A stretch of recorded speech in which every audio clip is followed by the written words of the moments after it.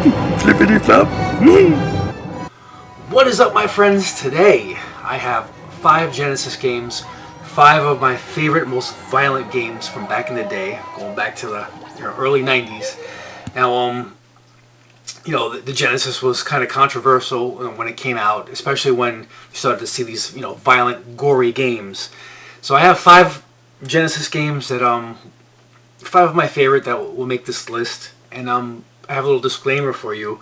We're not going to be talking about Mortal Kombat or Splatterhouse, as those games are. Of course, Mortal Kombat would be #1 on this list, but I didn't want to talk about Mortal Kombat because it's so common.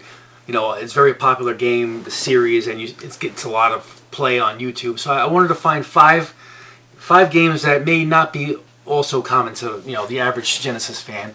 I mean, these are games that you probably heard of, but maybe 1 or 2 you may not have. So that's the whole purpose of this video, is to bring attention to some cool, gory games from the past.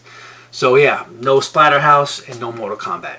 So starting with number 5, here we go. Kicking it off with The Immortal. The Immortal was made by Electronic Arts in 1991. It's basically, your isometric action-adventure game. It's a dark fantasy game that was ported from a PC. The basic premise of this game is you're a wizard. You're going to be searching around, like, Dungeons and Dragons style, looking for items, looking for clues. The main goal is to find your mentor, and you'll be going through this dark, labyrinth of graphic violence. The battle scenes are kind of like button mashing, but this is a really cool game. Definitely worth the mention. It was very creative for its time as far as its graphic violence. This game is littered with death traps. Coming across Raiders of the Lost Ark style friggin' traps. There's gonna be some puzzle solving, the use of magic spells. It's a pretty good game. When you come across enemies in this game, the camera zooms in to like a zoned in 2-dimensional view, like in real time, where you'll be able to dodge and attack, going back and forth until one of you are dead. In the later levels, certain levels even allow you to possess a magic carpet and fly around that way. Or there's also waterboards too. Really cool game, especially for its time. This was a great game. And with that being said, it takes the number 5th spot in my list of violent Genesis games. Now, number 4 on my list of violent Genesis games, I gotta go with Lethal Enforcers. You can pick either one, Lethal Enforcers 1, Lethal Enforcers 2. This was a badass shooting game back in the day, and it was highly controversial when it came out, especially when it was released for the Sega Genesis, because you have, really cool graphics for its time, digital animation of real people, and you're basically, pulling a gun on them, shooting bad guys, shooting good guys, whatever you like, you blow it all away. It's a pretty cool light gun, on the rails shooter that I had a lot of fun back in the day. And to this day, even if you want to pop it in, you can also use a controller to control the gun. This is definitely a historical game, set the way for more cool games like this in the future, like House of Dead. Now, Lethal Enforcers was developed and released by Konami. So, moving on to number 3. Number 3 on my list, we're gonna go with Mutant League Hockey. Yes, Mutant League Hockey. Could have also went with Mutant League Football, but in my opinion, I thought Mutant League Hockey was the more polished game. Both games are really good.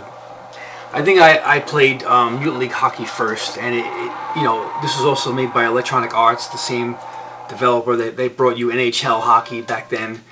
Basically using the same engine and developing a hockey game with with even more improved animation, colors, the action, and of course you have the violence. You can choose your level of mayhem, and each hockey rink had its own hazards and traps for you to avoid. The action's always fast and entertaining.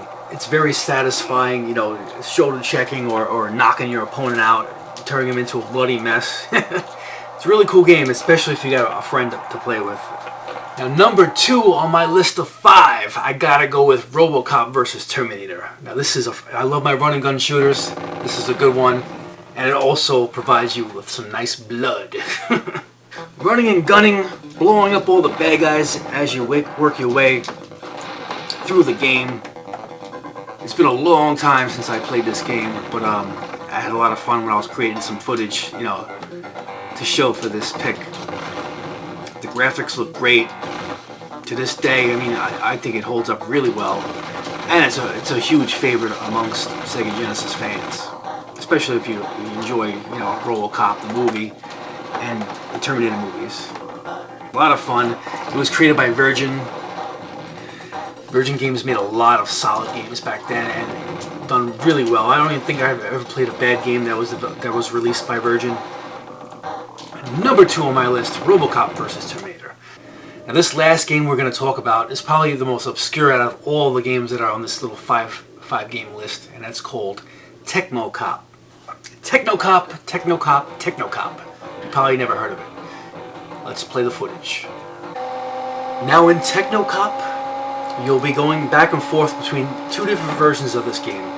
You have your road rash style driving game where, you know, you're a cop, more like a bounty hunter, and in between, you know, these traveling sequences, you'll be you know, avoiding bad guys, shooting other cars with your mounted cannon. It's a lot of fun.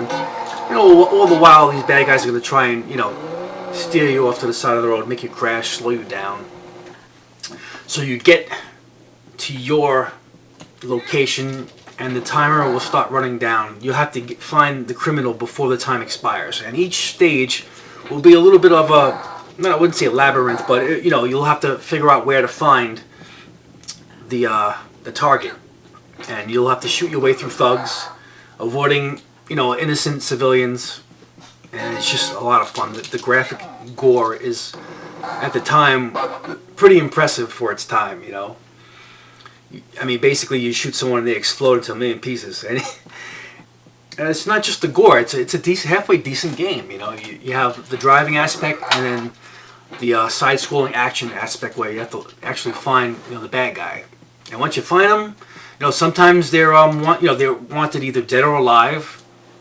Sometimes you have the choice of dead or alive, or sometimes they want them alive. So you'll have to use your net gun to capture them.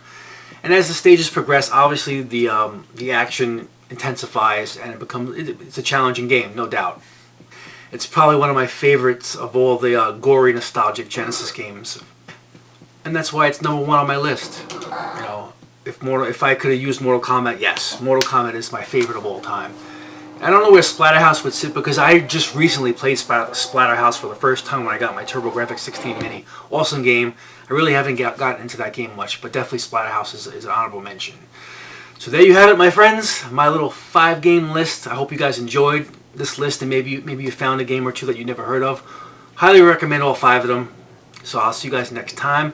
Thank you all for watching. I got some been working on some parody videos coming up. Probably later in the week I'll drop them. But yeah, man. Hope you guys are having a good day or night, wherever you are. Peace out.